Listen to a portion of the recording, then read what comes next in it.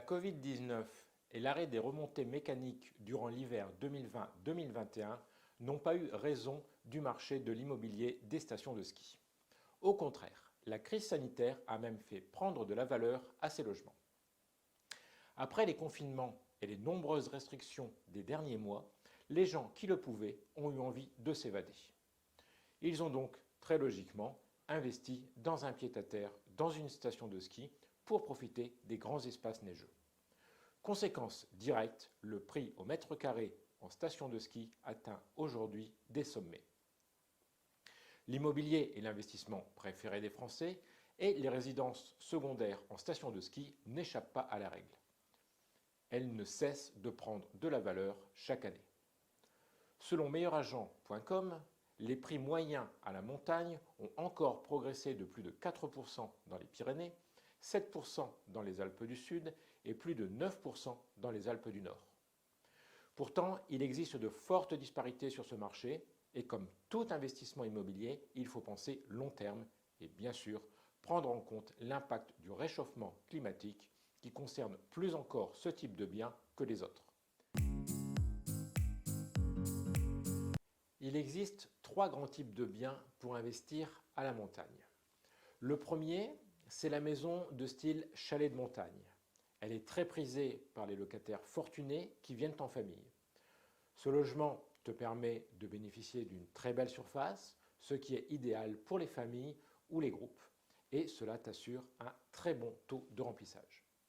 Donc, ce type de construction n'est pas le plus répandu, mais il y a une très forte demande, notamment de la part de la clientèle étrangère. Bon, par contre, le ticket d'entrée est très élevé, surtout dans les grandes stations. Le second type de bien est beaucoup plus abordable, ce sont les studios ou les studettes. Les studettes ont une superficie de 9 à 18 mètres carrés et sont généralement pensées pour accueillir 2 personnes. Les studios de 18 mètres carrés ou plus peuvent recevoir jusqu'à 4 personnes. Ces derniers se louent facilement à la semaine ou pour des courts séjours, mais ils doivent être très fonctionnels et très bien aménagés. On peut aussi optimiser en proposant un canapé-lit dans l'appartement, ce qui permet d'augmenter la capacité d'accueil pour une meilleure rentabilité. Le troisième type de bien, c'est un hébergement en résidence de tourisme. Des sociétés comme Pierre et Vacances, Maeva, Goelia ou Lagrange Immobilier font partie des résidences de tourisme les plus présentes dans les stations de ski françaises. Donc, un hébergement en résidence de tourisme est généralement acheté auprès d'un promoteur avec un contrat de gestion auprès d'un exploitant, ce qui t'assure un rendement fixe annuel. Les contrats sont généralement signés pour une durée de 9 ans et permettent de récupérer la TVA sur ton investissement sous la condition que 3 des 4 services suivants soient proposés aux vacanciers. Un accueil, un service de petit déjeuner, une prestation de ménage ou une prestation de location de linge. Tu peux profiter de ton appartement quelques semaines dans l'année, le reste de la saison, celui-ci est loué au profit de l'exploitant contre un loyer qui t'est garanti.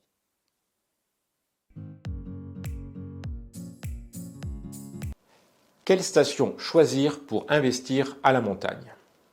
En fait, 2 choix s'offrent à toi.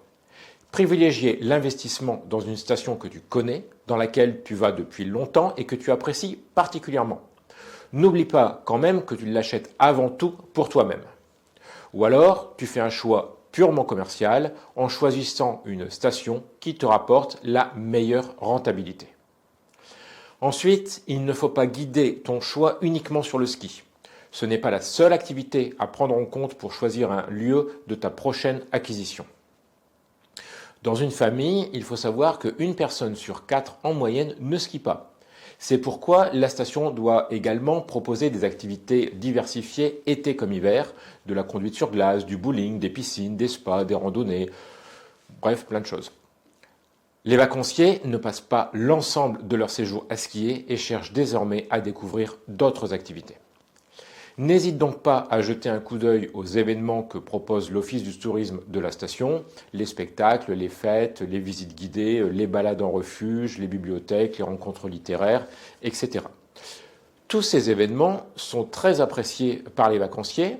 Ils sont mis en place par les stations pour diversifier, attirer différents publics et offrir d'autres prestations en dehors du ski, ce qui permet de fidéliser la clientèle.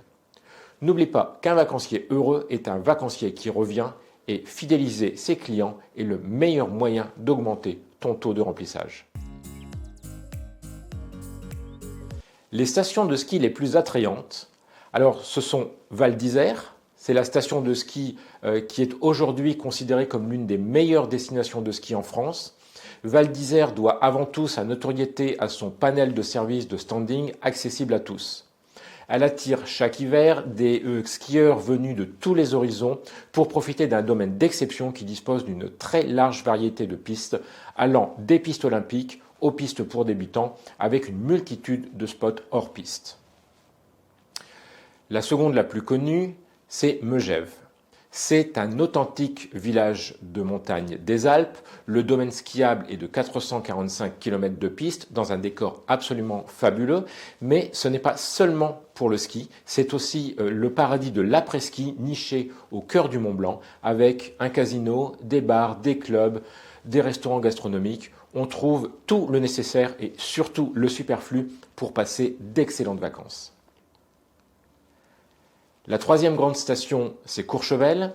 C'est une station en perpétuelle évolution. Elle se classe parmi les stations les plus prestigieuses de la planète grâce à son emplacement, son domaine skiable qui est l'un des plus grands du monde et sa qualité de service. La station savoyarde est une station intégrée de première génération. Les touristes peuvent trouver tout ce qui est nécessaire. Le principe est qu'il n'y a pas besoin de voiture et que tous les services nécessaires sont à la disposition et à proximité de l'endroit où ils sont logés. La quatrième grande station, c'est Chamonix. À l'image des multiples reliefs qui rythment la vallée, le domaine skiable de Chamonix te permet de découvrir et d'alterner en famille ou entre amis tous les plaisirs de la glisse. Du ski plaisir sur des pistes relativement faciles à la glisse extrême, à Chamonix, tu trouveras toutes les sensations que peut te procurer le ski.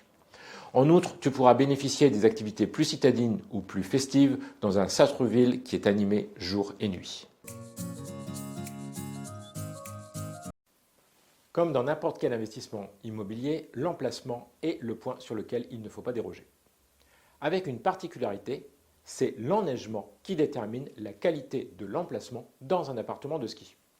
Donc, ne surtout pas acheter à une altitude inférieure à 1800 mètres. Avec le réchauffement climatique, il y a de moins en moins de neige, ce qui fait que les stations du bas se vident au profit des stations enneigées. Il y a un effet de report dont il faut absolument que tu tiennes en compte, avec une clientèle qui habituellement se logeait dans les stations basses et qui désormais remonte vers le haut. Cela a un impact important sur le taux de remplissage qui ne va pas dépasser 10 à 15 semaines en bas contre 20 à 22 semaines en haut. C'est particulièrement vrai pour les stations intermédiaires qui ont encore un nombre de jours d'enneigement qui est assez important mais qui ne pourront pas les garantir dans l'avenir. Et c'est là en fait que l'on va faire les plus mauvaises affaires sur le long terme car ça reste assez cher actuellement mais ça risque de perdre de la valeur assez rapidement. Donc mieux vaut investir un peu plus de sous ou un peu moins grand, mais un peu plus haut. La taille du domaine skiable est un autre critère extrêmement important à prendre en compte pour un investissement sur le long terme. Il faut choisir un grand domaine car cela te permet, à titre personnel, lorsque tu utilises ton propre appartement, de ne pas te lasser et de faire toujours les mêmes pistes. Lorsque le domaine est très grand, non seulement on peut découvrir chaque année de nouvelles pistes ou de nouveaux lieux, mais cela te permet aussi de faire évoluer ta pratique dans le temps sans pour autant avoir besoin de changer de lieu. Par exemple, lorsque j'étais ado, ce qui me plaisait le plus, c'était la vitesse et de faire des allers-retours sans discontinuer durant toute la journée. Bon, certes, j'ai jamais été de toute façon un très grand skieur, mais en prenant de l'âge, les randonnées en raquettes ou le ski de fond, donc des activités plus contemplatives me correspondent désormais plus. Les activités hors ski sont aussi devenues plus importantes, en particulier la qualité des restaurants. Donc se retrouver dans un petit domaine moins dynamique risque de rendre tes vacances moins attrayantes pour toi, mais aussi pour tes locataires. Or, la fidélisation est la clé du rendement. Si tes locataires reviennent tous les ans, ton taux de remplissage est garanti d'une année sur l'autre.